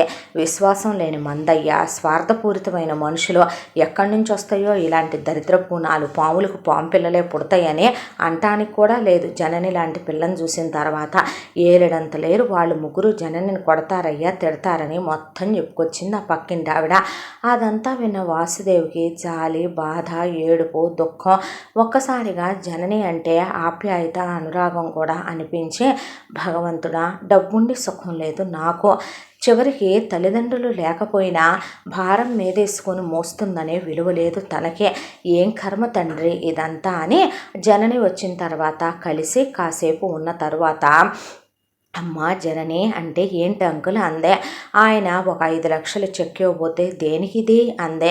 ఏమీ లేదులే ఉంచమ్మా అన్న తర్వాత, మిమ్మల్ని కాపాడినందుకు బక్షీస్ ఇస్తున్నారా అంకుల్ అంటే, అయ్యో అది కాదమ్మా వద్దంకుల్, ఇంకా నేనంతా దిగజారిపోలేదు. మిమ్మల్ని చూసిన దగ్గర నుంచి నేనేదైతే తండ్రి ప్రేమను పొందలేకపోయానని బాధపడేదాన్నో, మా నాన్న ఎటూ లేడు, మీలో అది చూసుకుంటున్నాను, ఆ ప్రేమనివ్వండి చాలని తోసిపుచ్చింది. పిల్ల స్వార్థపూరితురాలు కాదు, దేవత లాంటిది. ఏమిచ్చి రుణం తీర్చుకోవాలి నేను అనే దాంతో ఆలోచనలో పడ్డ ఆయనకి, ఏమిచ్చి రుణం తీర్చుకోవటం ఏంటి, చక్రీకిచ్చి జనని పెళ్లి చేస్తే వాడి అహంకారానికి ఈ పిల్ల నిదానానికి కరెక్ట్గా సెట్ అవుద్ది అని చెప్పి మొత్తానికి ఆయన ముందు జననినే అడిగాడు, అమ్మ మా వాడిని పెళ్లి చేసుకుంటావా అని.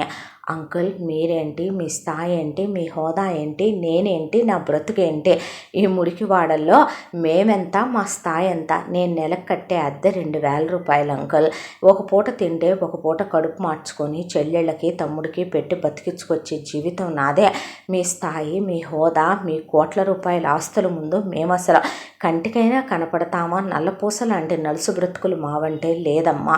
నువ్వు మట్టిలో మాణిక్యానివి, వజ్రానివి, నువ్వే కాపాడకపోతే ఇవాళ నాకు భూమి మీద నూకలుండేవి కాదు. మా వాడి తత్వం గురించి నీకు చెప్పాను. వాడు మారాలన్నా, వాడిని మార్చుకోవాలన్నా, వాడిని మామూలు మనిషిని చెయ్యాలన్నా అది నీలాంటి దేవత వల్లే సాధ్యమవుతే, నువ్వు నన్ను కాపాడావని నేనేదో రుణం తీర్చుకోవటానికి మా వాడిని చేసుకో, నా ఇంటి కోళ్ళవ్వమ్మా, అష్టైశ్వర్యాలు అనుభవించు అంటలేదో. నేను డబ్బులు ఇవ్వబోయినా ఆశించని గొప్ప వ్యక్తిత్వం నీదే. నువ్వు మా వాడిని పెళ్లి చేసుకొని మా ఇంటి కోడలుగా వస్తున్నందుకు ఖరీదు కట్టి మాట్లాడుతున్నానను, కానీ మనమంతా నీ పెళ్ళి అయిపోయి నువ్వు నా ఇంటి కోడలువైతే నీ చెల్లెళ్ళ బాధ్యత, తమ్ముడు బాధ్యత నేను తీసుకుంటాను. మంచి రెసిడెన్షియల్ ఏసీ హాస్టల్లో జాయిన్ చేస్తాను, మంచి ఎడ్యుకేషన్ చెప్పిస్తాను, ఆ తర్వాత వాళ్ళకి ఉద్యోగాలు ఇప్పించి పెళ్ళిళ్ళు చేసి బ్రతుకులు బాగు చేస్తాను తల్లే. నా మాట కాదనకమ్మా, చేతులు కాదు కాళ్ళు అనుకో అన్నాడు ఆయన. జనని ఆలోచించుకోవటానికి టైం ఇవ్వండి 1 వారం టైం తీసుకొని ఆలోచించింది. ఇప్పుడు తను ఎంత చేసినా చెల్లెళ్ళు తమ్ముడు చదువులకు వస్తున్నారో, వీళ్ళని పెద్ద చదువులు చదివించాలంటే లక్షల రూపాయలు కావాలి. ఎక్కడి నుంచి తీసుకురాగలదు తను? అదే కాక వీళ్ళు ఈ అలగా జనాల మధ్య ఉన్నంత వరకు కూడా ఇలాగే ఉంటారేమో, కాస్త మంచి చోటుకి తీసుకెళ్తే వీళ్ళు బాగుపడతారేమో, తన జీవితంలో వీళ్ళ జీవితం అవ్వదేమో. తనకెటు తండ్రి ప్రేమ తల్లి ప్రేమ లేదు, తల్లి తండ్రి అన్నీ తానే అయి తను పెంచుతోంది. తన బ్రతుకుల తన తోబుట్టువుల బ్రతుకు కాకూడదు. ఆయన కొడుకేమీ చెడ్డవాడు కాదు, ఆయన కొడుకేమీ కళంకితుడు కాదు. ఆయనకున్నదల్లా అహంభావమే. డబ్బున్న వాళ్ళకి అహంభావం ఉండటం సహజమే కదా. ఏదో ఒక రోజుకి ఆయనే మారకపోతాడా? చెప్పుకుంటే ఎవరైనా మారతారులే అనే ధైర్యంతో సడే అందే. వాసుదేవ్ వెళ్ళి ఆ విషయమే చక్రికి చెప్పి, నాకు తెలిసిన ఒక అమ్మాయి ఉంది, ఆ అమ్మాయి పేరు జనని, ఆ రోజు నన్ను కాపాడింది కదా అంటే ఏం చేద్దామంటావు, సన్మానం చేయమంటావా అన్నాడు. నోరు ముయ్యరా, ఆ అమ్మాయికి తండ్రి లేడు, తల్లి లేదు, 2 చెల్లెళ్ళు 1 తమ్ముడు, పిల్ల డిగ్రీ వరకు చదువుకుంది, సంసార బాధ్యతలు పిల్లే మోస్తుంది, టైలరింగ్ చేసుకుంటుంది, చిన్న ఒక స్లమ్ ఏరియాలో ఉంటున్నారు వాళ్ళు. అయితే ఆ పిల్ల చాలా మంచిది, చూడటానికి బంగారు బొమ్మలా ఉంటుంది. ఇదిగో అనేసరికి చక్రికి జనని నచ్చిందే. దాంతో ఇక చేసుకుంటానులే అన్నాడు. ఆయన షాక్ అయ్యాడు ఆ మాటకే. వీడి బుద్ధి ఎప్పుడు ఎలా మారుద్దో తెలియదు అనుకున్న తర్వాత నేను మాట్లాడాలి తనతో అన్నాడు చక్రి.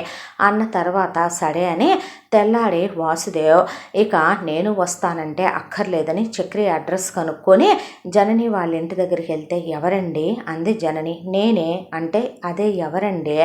చక్రి, నేనెవరో తెలియకుండానే నన్ను చేసుకుంటానన్నావా నువ్వు?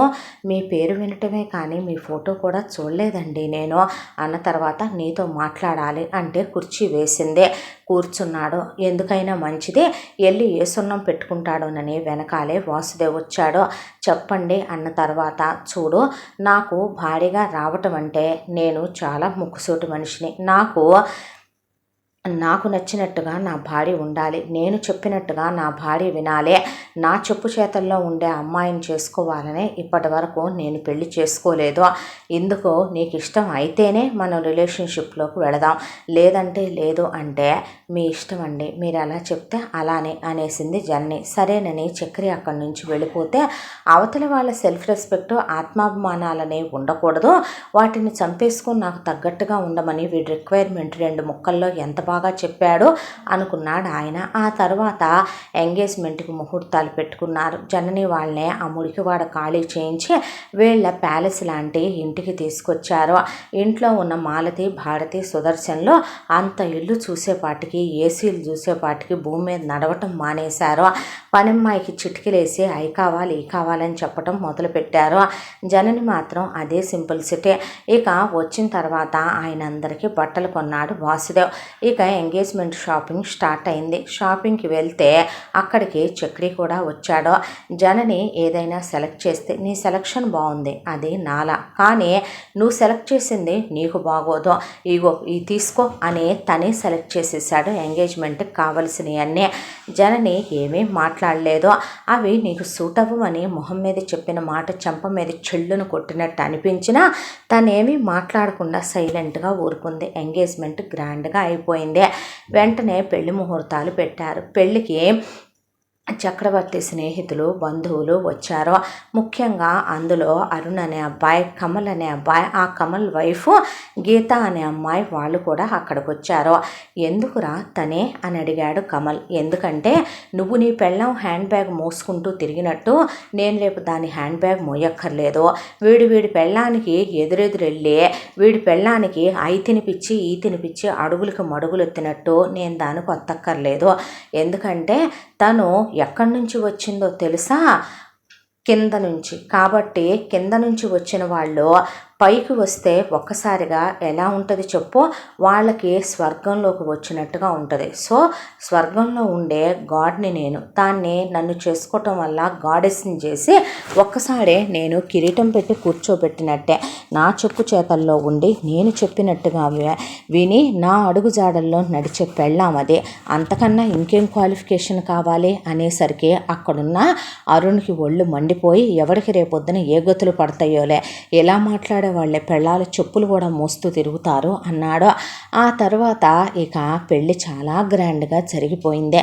పెళ్ళి జరిగిపోయిన వెంటనే వీళ్ళిక్కడ హడావిడిలో ఉండగానే సత్యనారాయణ వ్రతము రిసెప్షను అయిపోగానే శోభనం ముహూర్తానికి ఒక వారం రోజులు గ్యాప్ వచ్చింది. ఈలోపు వాసుదేవ్ పిల్లల ముగ్గురికి చాలా పెద్ద రెసిడెన్షియల్ హాస్టల్ కమ్ స్కూల్ కాలేజీల్లో అడ్మిషన్ తీసుకొచ్చాడు ఆయన.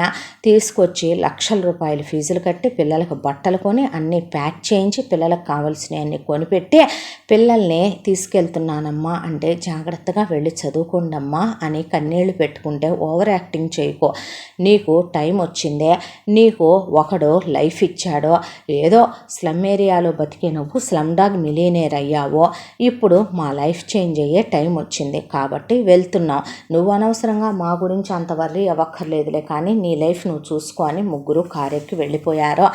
జనని ఏమీ మాట్లాడకుండా ఆ తర్వాత తిరిగి వచ్చేసింది.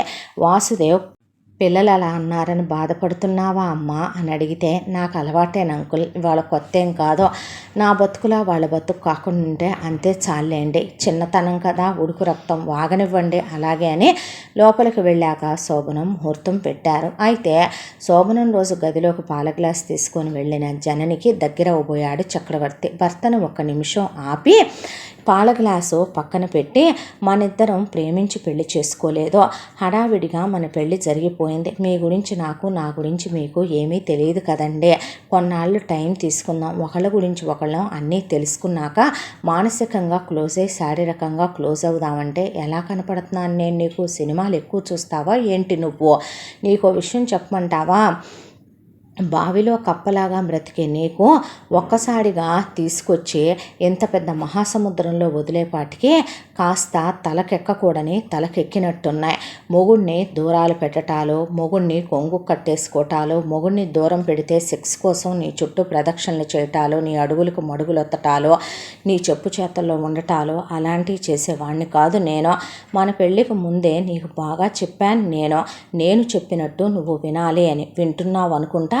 అలాగే ఇంకొక విషయం ఏంటంటే మొహం అదోలా పెట్టకో. నువ్వు ఇష్టంగా నన్ను స్వీకరించాలి. నాకు కంప్లీట్ ఒక వైఫ్గా నువ్వు పడక సుఖాన్ని అందించాలి. నాకు కంప్లీట్గా నేను కోరుకునే భార్య ఎలా ఉండాలో నువ్వు అలా ఉండాలి. నీ మూడ్స్, నీకు సంబంధించినటువంటివన్నీ నా మీద చూపించకూడదు నువ్వు, అర్థమైందా అన్నాడు. అనేసరికి జనని ఏమీ మాట్లాడలా. ఆ తర్వాత లైట్ ఆఫ్ చేయబోతే నాకు లైట్ ఉండాలి అన్నాడు. ఏమీ మాట్లాడబోతే దగ్గరికి తీసుకున్నాడు. ఇష్టంగానే ఆమె అతనితో కలవాల్సి వచ్చింది. ఆ ఇష్టాన్ని మొహం మీదకి తీసుకొచ్చుకోవాల్సి వచ్చింది బలవంతంగా. అలా శోభనం అయిపోయింది. అయిపోయిన తర్వాత అలా వరుసగా ఒక వారం రోజులు హనీమూన్కి తీసుకొచ్చాడు. హనీమూన్లో కూడా అంతే. తిరిగి వచ్చిన తర్వాత ఇక రాత్రికి ఇద్దరు భార్యాభర్తలు శారీరకంగా కలిసి చాలా ఆలస్యం అయిపోయింది. పడుకున్నారో. ఎంత లేటుగా పడుకున్నా చక్రికి తెల్లవారుజామునే లేచే అలవాటు ఉంది.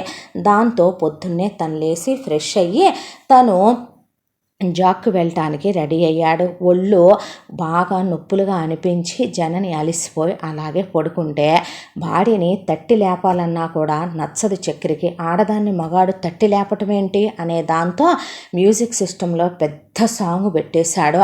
దాంతో ఉలిక్కిపడి లేసి కూర్చుంది జనని. తలంతా పట్టేసిందే. కింద ఫ్లోర్లో ఉన్న వాసుదేవికి ఆ సౌండ్కి అదిరిపడిపోయి తల మీద ఎవరో గొడ్డలు తీసుకుని కొడుతున్నట్టు అనిపించి ఆయన కూడా లేచి కూర్చొని పనోళ్ళందరూ చుట్టుపెట్టి ఎవరో బాత్తన్నట్టు అనిపించి దడదళ్ళాడుతూ లేచిపోయారు ఇంట్లో వాళ్ళంతా. ఏమైందండి అంది జనని. అనేసరికి జనని మొహం మీద జాగింగ్కి వెళ్ళే డ్రెస్ విసిరేసి ముందు లేచి ఫ్రెష్ అయ్యి వేసుకో అన్నాడు. అనేసరికి లేచి ముందు అలాగే బ్రష్ చేసుకొని స్నానం చేసి ఆ బట్టలు వేసుకొని బయటకు వచ్చింది. పోనీ పెట్టిన తర్వాత వెళ్ళి నాకు వాటరు అలాగే జాగింగ్కి వెళ్ళేవి నాప్కిను వాటర్ బాటిల్ మిగతావన్నీ కూడా తీసుకొని బ్యాగ్ తీసుకొని నాతో పాటు బయలుదేరు అన్నాడు. అన్న తర్వాత అమ్మాయి ఎందుకురా అంటే అది నా పెళ్ళామేగా, పక్కింటోడి పెళ్ళాన్నే నేను రమ్మలేదుగా అన్నాడు చక్కెరే. వాసుదేవ్ దాంతో మాట్లాడకుండా నోరు మూసుకొని కూర్చుంటే జనని కూడా వెళ్ళిందే. చక్రి జాగింగ్ చేస్తుంటే చక్రితో పాటు వెనకాలే తను పరిగెత్తుతూనే ఉండి ఒక చోట బెంచ్ మీద కుప్పకూలిపోయింది. ఆ తర్వాత ఇక జాగ్ చేసి వచ్చాక అక్కడి నుంచి మళ్ళీ జిమ్ముకు వెళ్ళి జిమ్ కంప్లీట్ అయిన తర్వాత మళ్ళీ ఇంటికి వచ్చేసరికి ఇక వెళ్ళి గీజరే అన్నాడు. అనేసరికి ఈ ఇన్నర్స్ది ఈ బట్టలది అన్నాడు. వచ్చి నాకు స్నానం చేయించి అన్నాడు. అయిపోయిన తర్వాత నా తలదుడు అన్నాడు.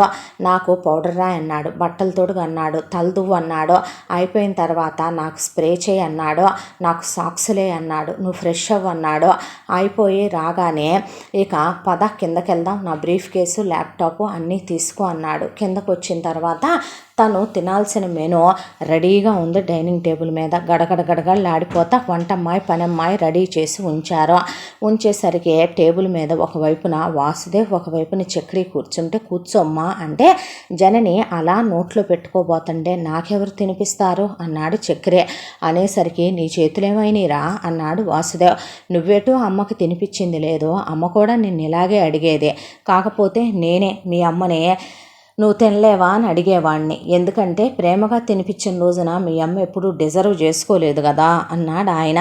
అనేసరికి జనని తన చేయి కడిగేసుకొని చక్రికి నాప్కిన్ షర్ట్లోకి ఫోల్డ్ చేయాలి, ఒళ్ళో ఒక నాప్కిన్ వేయాలి, మూతికి పక్కన అంటకూడదు, మీసాలకు అంటకూడదు, స్పూన్తో తినిపించాలి, పోక్స్ స్పూన్స్ నైఫ్స్ వాడాలి, హ్యాండ్ శానిటైజ్ చేసుకోవాలి, ఇక నీట్గా తినిపించాలి. తినిపించిన తర్వాత అప్పుడు ఇక మొగుడిని ఆఫీస్కి సాగనంపాలి. ఆఫీస్కి సాగనంపేటప్పుడు షూ క్లీన్ చేసి పనమ్మాయి అక్కడ పెట్టింది. షూ మీద డస్ట్ పడింది అన్నాడు. అయితే చాలా ఉన్నాయి కానీ షూ ర్యాకులో వేరే వేసుకో, నేను ఇవాళ ఇవే వేసుకోవాలని ఫిక్స్ అయ్యాను అనేసరికి, అయితే పనమ్మాయిని వెళ్ళి క్లీన్ చేయి అనేసరికి, వద్దులే నువ్వు ఉన్నావుగా చెయ్యి అన్నాడు చక్రి జననినే. అనేసరికి వాసుదేవికి ప్రాణం ఉసూరుమనేసరికి జనని మోకాళ్ళ మీద కూర్చుంటే జనని కాలు మీద తన పాదం పెట్టాడు చక్రి. షూ కాలు అడుగు నుంచి షూతో పట్టుకుని పైన నుంచి నాప్కిన్తో క్లీన్ చేసింది జనని. ఆయన కళ్ళల్లో నీళ్లు తిరిగిపోయినాయి. ఆ తర్వాత జననిని వెళ్ళి హ్యాండ్ వాష్ చేసుకొని రమ్మనమని ఇంట్లో పని వాళ్ళందరి ముందే గట్టిగా లిప్ కిస్ పెట్టుకున్నాడు చక్రి. ఐ లవ్ యూ అని చెప్పి కారు దాకా రమ్మనమని బాయ్ చెప్పి కారులో ఆఫీస్కి వెళ్ళిపోయాడు. వచ్చి సోఫాలో అలాగే కూర్చుండిపోతే, నువ్వు టిఫిన్ తినలేదమ్మా అన్నాడు ఆయన. అని ఆకలి అవ్వటం లేదు అంకుల్ అనేసరికి, ఆకలి చచ్చిపోయిందే ఏం పాడో పిల్లకి అని వెళ్ళి టిఫిన్ తీసుకురమ్మనేసరికి పనమ్మాయి పరిగెత్తుకుంటా వెళ్ళి తీసుకొస్తే, తండ్రి లాంటి వాడిని పట్టమ్మా అని ఆయనే నోట్లో పెట్టి కోడలికి టిఫిన్ తినిపించాడు. ఆ తర్వాత మధ్యాహ్నం భోజనానికి మెనూ రెడీ చేయటం మొదలుపెట్టింది వంటమ్మాయి. ఈలోపు ఫోన్ వచ్చింది. మొగుడికి మెసేజ్లు పెట్టాలి, మొగుడితో సరసాలు ఆడాలి, మొగుడికి ఫోన్ చేసి మాట్లాడాలి. అట్నుంచి తను మాట్లాడితే నవ్వు రాకపోయినా నవ్వాలి, తనేసింది జోక్ అని ఫీల్ అవ్వాలి ఇక్కడ జననే. అయిపోయిన తర్వాత మధ్యాహ్నం భోజనం తీసుకొని ఆఫీస్కి రమ్మనమన్నాడు. అన్నీ ప్యాక్ చేయించుకొని కారులో ఆఫీస్ దగ్గరికి వెళ్ళింది. నువ్వే ఇంటికి వచ్చి తినొచ్చు కదరా, ఇద్దరూ కలిసి తింటే పోద్దిగా అన్నాడు ఆయన. అయినా ఆఫీస్కి తీసుకురావటం ఏంటి, నా కింద పనిచేసే వాళ్ళ పెళ్ళాలు కూడా తెస్తున్నారు, వాళ్ళు ప్రేమతో తెమ్మంటున్నారు, వాళ్ళు ప్రేమతో తెస్తున్నారేమోలే, ఏ నీ కోడలకి ఏమైంది తేవటానికి అనేసరికి, నేను తీసుకెళ్తానులేండి అంకుల్ అని జనని వెళ్ళింది. అక్కడికి వెళ్ళిన తర్వాత ఆఫీసులో ఇక మొగుడు పక్కనే కూర్చుని మొగుడికి తినిపించాలి. ఆ తర్వాత మొగుడు ముద్దులు ఇస్తాడు, అవి తీసుకోవాలి, హగ్గులు ఇస్తాడు, తీసుకోవాలి. ఆ తర్వాత అక్కడి నుంచి బయలుదేరి ఇంటికి వచ్చేసరికి అలా కూర్చుని ఒక్క ముద్ద తిందో లేదో వెంటనే స్నాక్స్కి ఏమేం చేయించాలనేది మెనూ గురించి మెసేజ్లు వచ్చేస్తాయి. అవి చేయించి అలా రెడీ పెట్టేపాటికి రానే వస్తాడు చక్రే. వచ్చేసరికి షూ తీయాలి, సాక్స్ తీయాలి, చేతిలో బ్రీఫ్ కేస్ తీసుకోవాలి, నవ్వుతూ ఎదురెళ్ళాలి, వాటర్ ఇవ్వాలి, గీజర్ వేయాలి, స్నానం చేయించాలి, నైట్ డ్రెస్ ఇవ్వాలి. ఆ తర్వాత స్నాక్స్ పెట్టాలి, కాసేపు నాప్ తీసుకుంటాడు, లైట్గా మ్యూజిక్ పెట్టాలి. అయిపోయిన తర్వాత మొగుడు ఈవినింగ్ వాక్కి వెళ్తాడు. మొగుడు వెనకమాలే తను వెళ్ళాలి. వచ్చాక మళ్ళీ స్నానం చేస్తాడు, కాసేపు టీవీ చూస్తాడు. టీవీ చూసేటప్పుడు అటు ఇటు తిరగకపోతే నువ్వు ఇక్కడే ఉండొచ్చుగా అంటాడు. అని ఆమె ఒళ్ళో పడుకుంటాడు, జోకులేస్తాడు, నవ్వుతాడు. జనని కళ్ళు అలా నిద్రకి వచ్చి మీద పడుకుంటే, నాకు మీద పడితే నచ్చదని తెలుసు కదా, నైట్స్ కూడా నువ్వు నా మీదకి వస్తే నాకు నచ్చదు కదా, నేను ఒకళ్ళ మీదకి రావటం తప్ప అనేసరికి ఆయనకి తల తీసేసినంత పని అయిపోయింది వాసుదేవికి. ఆ తర్వాత ఒకరోజు జనని కళ్ళు తిరిగి పట్టుకోబోయింది చక్రిని. ఏమనుకోవద్దని టేబుల్ మీద చేయి పెట్టి, నన్ను ఎవరైనా పట్టుకుంటే నాకు నచ్చదు, మా నాన్న అయినా సరే నాకు ఎలర్జీగా ఉంటుందని అక్కడి నుంచి వెళ్ళిపోయాడు. ఆ తర్వాత జనని బయటికి వెళ్ళినప్పుడు దేన్నైనా చూసి వావ్ ఎంత బాగుంది అనకూడదు, అలాగా జనాలు అంటారు. రిచ్ పీపుల్ అది బాగా తెలిసినట్టే ఉండాలి. ఏదైనా ఫుడ్ నచ్చితే దాన్ని రెండోసారి పెట్టుకోకూడదు. లేకి జనాలు అలా పెట్టుకుంటారు. చాలా రిజర్వ్డ్గా ఉండాలి, రిజర్వ్డ్గా తినాలి. తను ఎవరితో మాట్లాడమంటాడో, ఎన్ని మాటలు మాట్లాడమంటాడో క్యాలిక్యులేట్ చేసుకొని అన్నే మాట్లాడాలి. తను ఏ బట్టలు కట్టుకోమంటే అయ్యే కట్టుకోవాలి, ఏ మేకప్ వేయించుకోమంటే అదే వేయించుకోవాలి, ఏ హెయిర్ స్టైల్ వేసుకోమంటే అదే వేసుకోవాలి. పడగదిలో కూడా తను ఎలా ఉండమంటే వైఫ్ అలానే ఉండాలి. బయట పార్టీలకు తీసుకెళ్ళినప్పుడు కూడా తను ఎలా బిహేవ్ చేయమంటే అలాగే బిహేవ్ చేయాలి. నవ్వితే పళ్ళు కనపడకూడదు, కళ్ళు ఆశ్చర్యంగా పెద్దవి చేసి చూడకూడదు. ఎన్నో రిస్ట్రిక్షన్స్ ఆమెకి, ఎన్నో అదుపాజ్ఞలు ఆమెకి. ఆ తర్వాత ఒక రోజున ఈ ఇంట్లో తన ప్రాజెక్ట్ సక్సెస్ అయిందని చక్రి పార్టీ పెట్టాడు. పార్టీ పెడితే ఆ పార్టీకి జనని కోసం బ్యాక్లెస్ ఫ్రాకు నీ లెంత్ ఉన్నది తీసుకొచ్చాడు. నేను ఇలాంటివి వేసుకోనండి అంటే ఏమైంది వేసుకోవటానికి అని అడిగాడు. అంటే మామగారు ఉన్నారు, నాగరికులు ఇలాంటి బట్టలు వేసుకుంటారా అంటే ఇక్కడికి వచ్చిన వాళ్ళందరూ అన్ఎడ్యుకేటెడ్స్ అనుకుంటున్నావా నువ్వు, నోరు మూసుకొని వేసుకోనరా అనేసరికి జనని ఆ డ్రెస్ చూసి కడుపులో తిప్పి వేసుకోలేకపోయిందే. అక్కడికే పెయింట్ కొట్టినట్టు మేకప్ కొట్టించాడు. జననికి చక్రే కిందకి సింపుల్గా ఉండే వర్క్ శారీ కట్టుకొని వెళ్ళింది. అయితే అంతమందిలో కూడా జనని భుజం పట్టుకొని పక్కకు లాక్కొచ్చాడు. లాక్కొచ్చిన తర్వాత నువ్వు ఎందుకు వేసుకోలేదు నేను చెప్పిన డ్రెస్సు అన్నాడు. అంటే ఆ డ్రెస్ ఎలా వేసుకోనండి నేను అన్న తర్వాత ఏమైందని గబా వాసుదేవ్ పై గదిలోకి వెళితే అవునులే లో క్లాస్ దానివి కదా, ఎక్కడికి పోతే లో క్లాస్ బుద్ధులో అలగా దానివి కదా, స్లమ్ ఏరియా నుంచి వచ్చిన దానివి కదా, కేరా ప్లాట్ఫామ్ ఫుట్పాత్ దానివి కదా, ఈ ఇంట్లో పనిచేసే దానికి కూడా నీ బతుక్కి నెలకయ్యే ఖరీదు కన్నా ఎక్కువ జీతాలే ఇస్తున్నామే మేము ఇక్కడ, ఎక్కడికి పోతాయి నీకు అలాంటి బుద్ధులు, నువ్వు ఎక్కడి నుంచి వచ్చావో ఆ గుణాలు చూపించుకోవద్దు, ఒక్కసారిగా తీసుకొచ్చి నీలాంటి వాళ్ళు బ్రతుకుని దయదలిచి నీలాంటి వాళ్ళకి లైఫ్ని భిక్షగా వేస్తే ఇలాగే పొగరెక్కుద్ది, బలిసిపోద్ది, నీ కొవ్వెక్కింది, మదం ఎక్కింది, నువ్వు పడగదిలో కూడా అలా ఉండనంటావు, ఇలా ఉండనంటావు, అది తప్పంటావు, ఇది తప్పంటావు, లైట్ తీయమంటావు, పెరుగ్గా ఉందంటావు, ఫ్రీగా ఉండవు, నీ బతుకంతా ఇంతే, నువ్వెన్నాళ్ళున్నా ఇంతే, లో క్లాస్ దానివి, చీప్ బతుకు నీదని నానా మాటలు అనే నీకు 10 నిమిషాలు టైం ఇస్తున్నాను, ఆ డ్రెస్ వేసుకుని నువ్వు కిందకి రావాలి, లేదంటే కనుక నేనంటనే నువ్వు చూస్తావనే అక్కడే ఉన్న స్టైలిస్ట్తో దాన్ని రెడీ చేసి కిందకి తీసుకురమ్మనేసరికి ఆ అమ్మాయి అలాగే చూస్తూ నిలబడిపోయింది. కళ్ళల్లో మేకప్ వేస్తూనే ఉంటే జననికి నీళ్లు కారిపోతూనే ఉన్నాయి.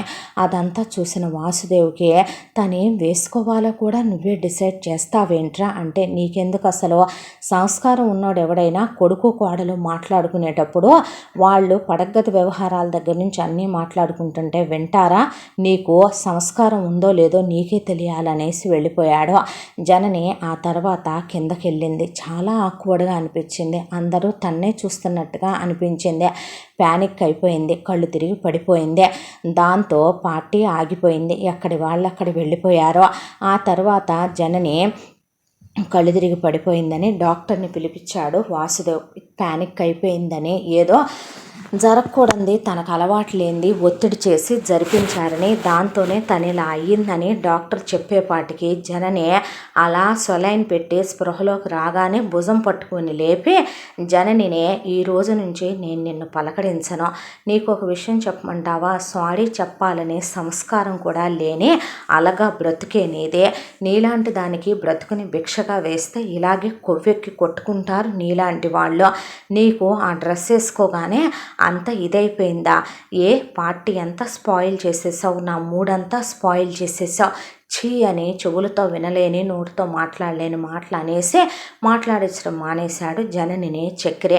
ఆ తర్వాత ఆమె చేత్తో తినకపోవటం, ఆమెకు ప్రత్యక్ష నరకం చూపించటం, ఇక ఆమెను కనిపించకుండా మాటలంటాం, కనిపించకుండా దెప్పిపడవటం మొదలు పెడితే ఆమె 100 సార్లు సారీ చెప్పింది, అయినా క్షమించలా, కాళ్ళు పట్టుకొని క్షమాపణ అడిగింది. ఆ తర్వాత క్షమించలా. ఒక రోజున ప్లీజ్ అండి మీరు చెప్పినట్టే వింటానండి అన్న తర్వాత అనేశాడు. ఆ తర్వాత నుంచి మళ్ళీ జరిగిపోయిన విషయం జనని గుర్తు తెచ్చుకోకూడదు, ఆమె మొహంలో ఆ ఫీలింగ్స్ కనిపించకూడదు.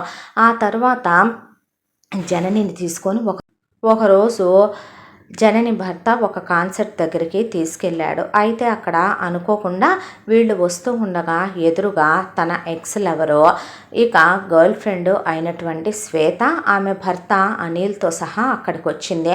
చూసి కూడా మొహం పక్కకు తిప్పుకొని చక్రి పద అని జనని తీసుకొని ముందుకు వెళుతుంటే ఎలా ఉన్నావు చక్రి అని పలకరించింది. చూస్తే అర్థం కావట్లా, బాగానే ఉన్నా, నాకేమైంది, నా చెప్పు చేతల్లో నేను చెప్పినట్టుగా వినే పెళ్ళాం దొరికితే నాకేంటి, నీలాంటి అహంకారిని, నీలాగా ఒళ్ళు పొగరెక్కిన దాన్ని ఎప్పుడైతే వదిలించుకున్నానో నేను చాలా హ్యాపీగా ఉన్నాను అనేసరికి నువ్వు మారావనుకున్నాను రా, నీ దెబ్బకి నేను డిప్రెషన్లోకి వెళ్ళిపోయి సూసైడ్ అటెంప్ట్లు చేస్తే నన్ను బయటికి తీసుకొచ్చి అనిల్ నన్ను ప్రాణంగా ప్రేమించి పెళ్లి చేసుకున్నాడు. నీ వరకు నువ్వు పెద్ద మగాడిని అనుకుంటావా?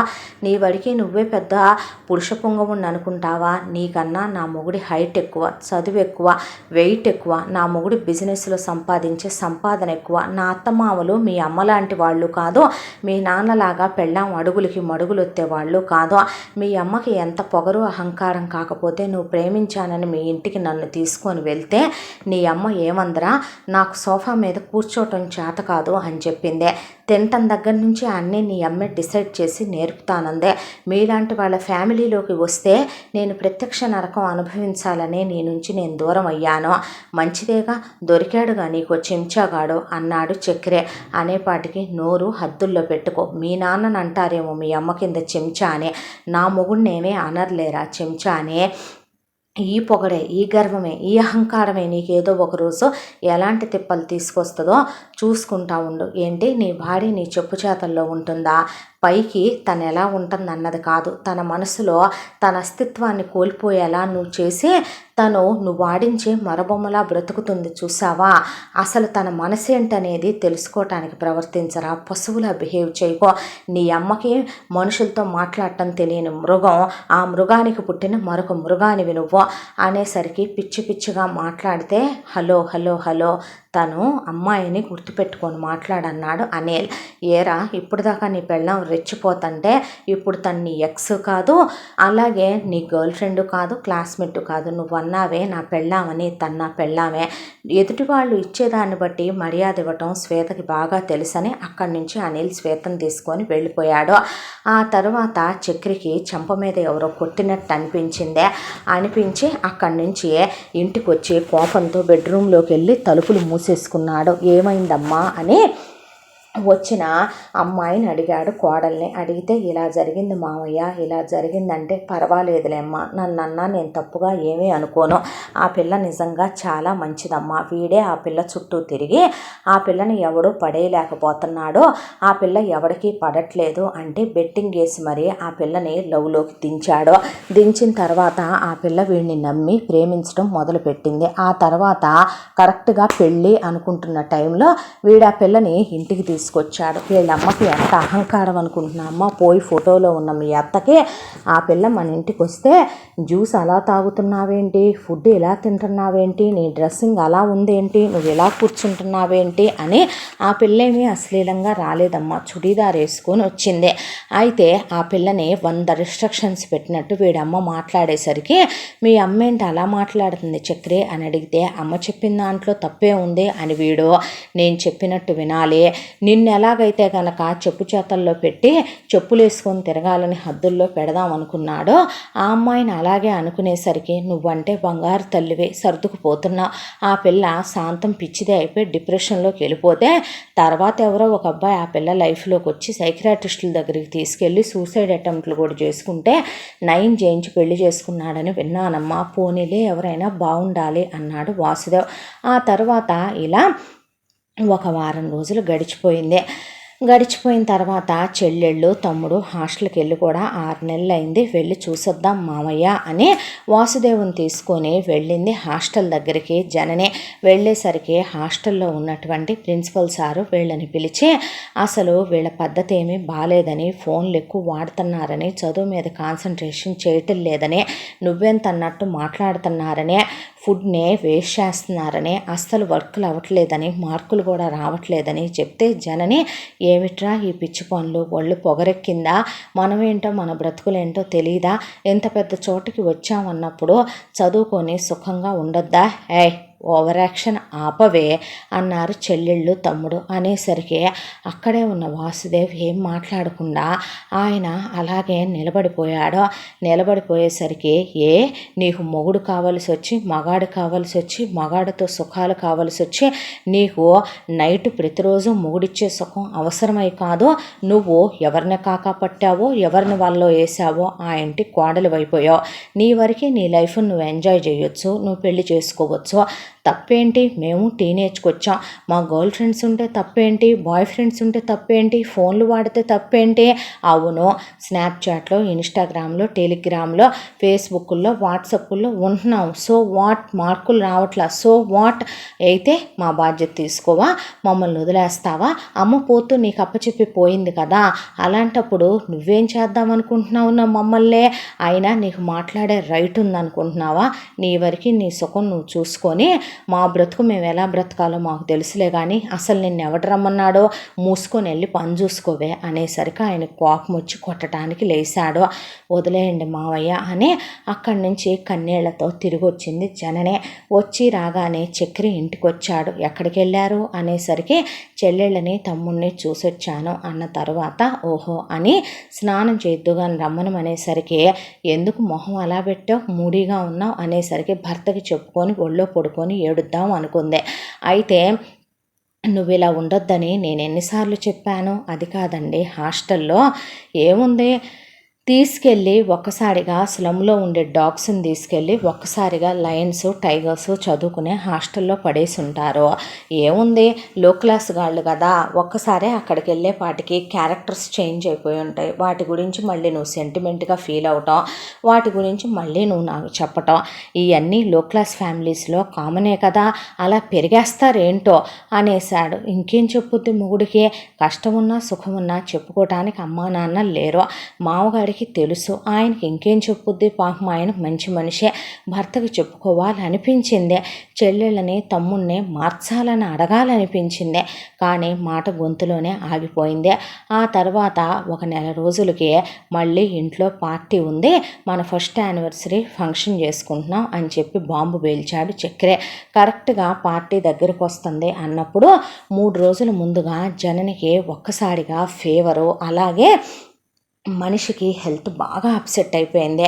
ఇదేమి దరిద్రమే, నేను ఏది మొదలుపెట్టినా కూడా నీ దరిద్రం ఇలాగే ఉంటుందా, నువ్వు ఇలాగే చేస్తావా, ఈసారి కనుక ఏదైనా అయ్యి పార్టీ స్పాయిల్ అయితే నీకు డివోర్స్ ఇచ్చి ఇంట్లోంచి బయటికి గెంటేయటం తప్ప ఇంకో దారి లేదు, నాకు బాగా గుర్తుపెట్టుకో, నువ్వు ఏం చేస్తావో నాకు తెలియదు అనేసరికి సందిగ్ధంలో ఆలోచిస్తూ అలా నిలబడిపోయింది.